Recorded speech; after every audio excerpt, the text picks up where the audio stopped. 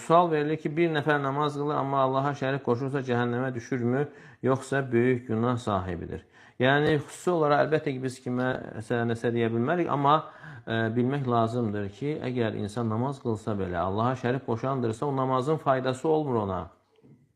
Yəni, ümumi hökm odur ki, namazın faydası olmur. Gərək insan birinci əqidəsini düzəltməli və sonra namazını da doğrultmağa çalışmalıdır. Çünki şirk elə bir günahdır ki, bütün ibadətlərin üstündən xətt çəkir.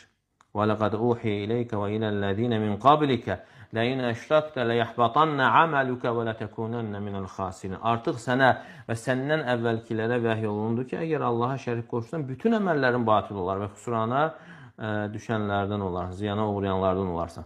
Deməli, insan Allaha şərik qoşmaqla nə qədər ibadəti olsa belə, yəni o ibadətin ona faydası olmur.